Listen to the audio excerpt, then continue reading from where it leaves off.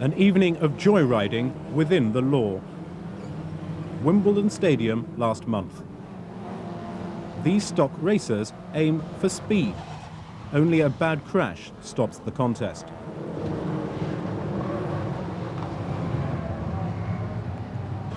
That afternoon, other cars arrived for a very different sort of race. This car is a write-off, rebuilt for banger racing. Driven by Craig Cook.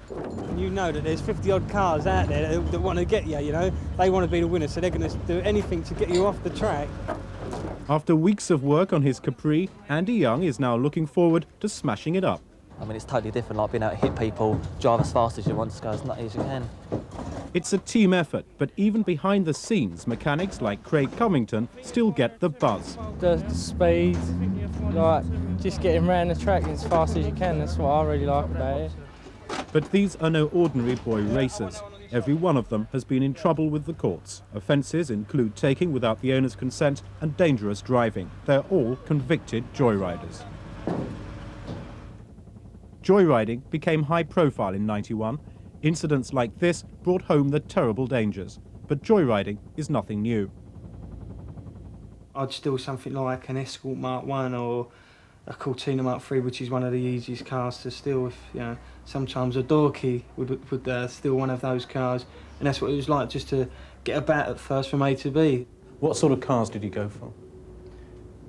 At first just old Cortinas, but once I started getting into it, like nicking cars 3 or 4 a day and whatever, I was only taking new cars. A lot of the time I was taking off a car front or something like that, because I had too many people coming back to me saying, oh look, you nicked my mum's, dad's car and all this sort of thing.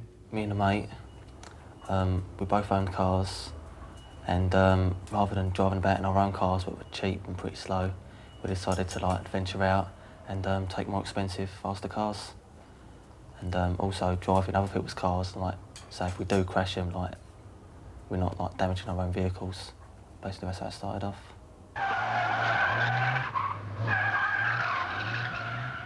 This sort of lawlessness prompted the government to act. Last week, they published their bill to crack down on joyriding. It creates a new offence of aggravated vehicle taking. Joyriders could now face a 5-year maximum prison sentence, unlimited fines, or unlimited bans if it's proved they caused an accident resulting in death, injury, or damage. Here in Deptford, they've pioneered a very different approach. The Ilderton Motor Project exploits the joyriders' passion for cars in a positive way.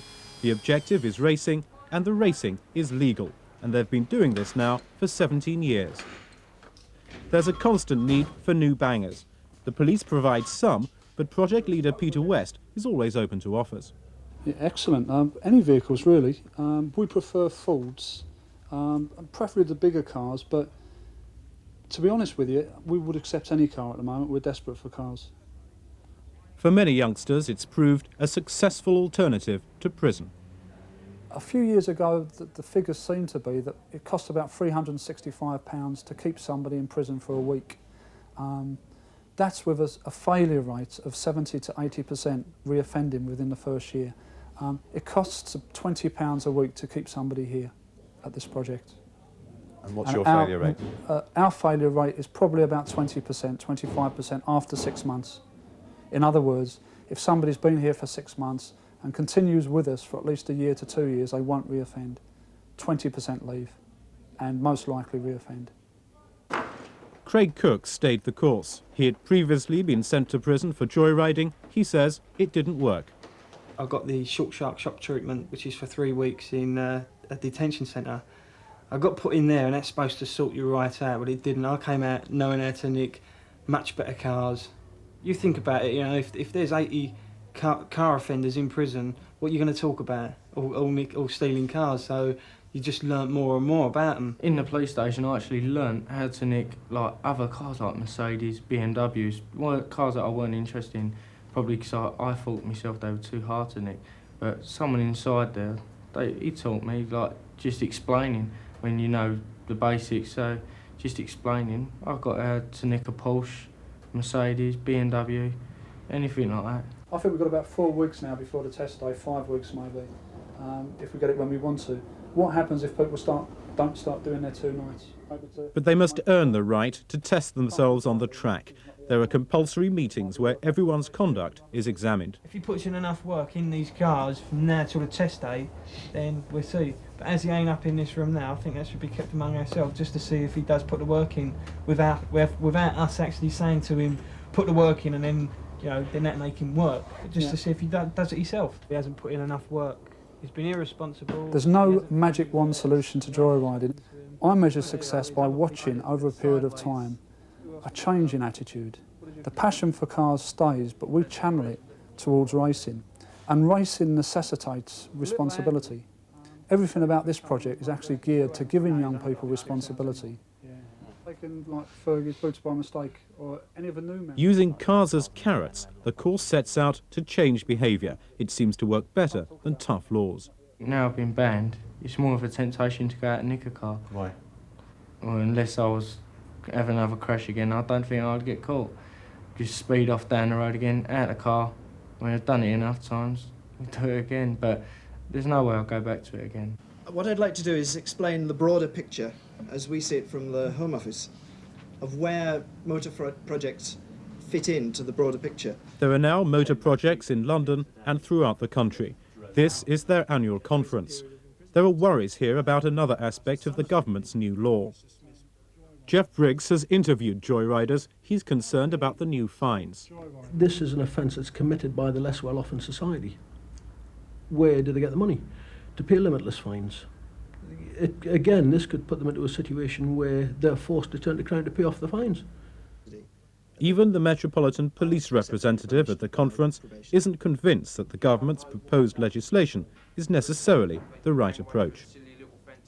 If the money that is currently being put forward to the prison building programme were diverted into funding projects like Ilderton Motor Projects, or any motor project specifically geared and designed to deal with young offenders, and also youngsters who are at risk of becoming offenders because of their environment in which they live, their background, etc., etc.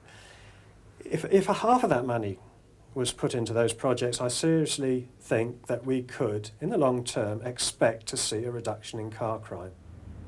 Home Office ministers will rush through their new law next Monday. But is this bill the answer to joyriding? No, it is not.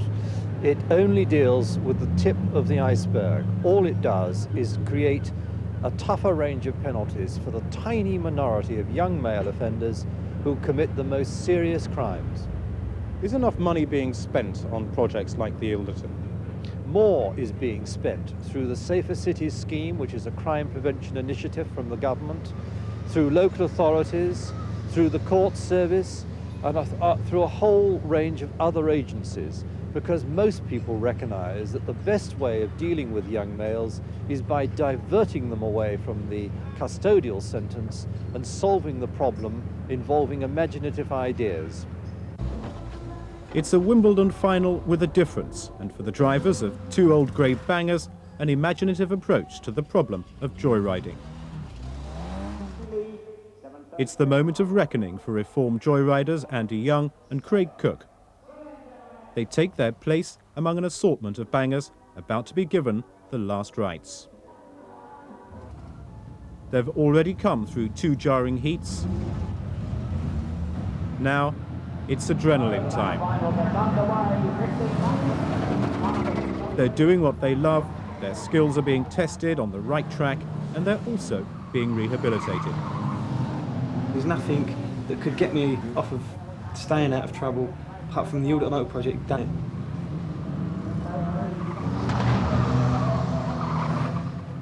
Now I walk past them thinking I could do it, but what's the point? Got too much to lose now. I think if I didn't go in there, I'd probably be in prison now. Andy had serious engine problems. He spun himself out of contention. Craig was also being squeezed. A steering fault put him on the ropes. But they'd both competed. The important thing about the feeling they get, the adrenaline buzz, is that it's more than they actually got when they were stealing cars.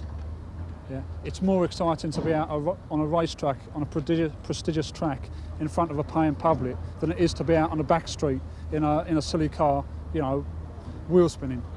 Here they get exactly the same thing, but it's legal, it's legitimate. You know, they won't have any police cars out there chasing them. Some cars end up being towed off the track after refusing to budge. Andy was pushed. His written-off car has now had its last lease of life.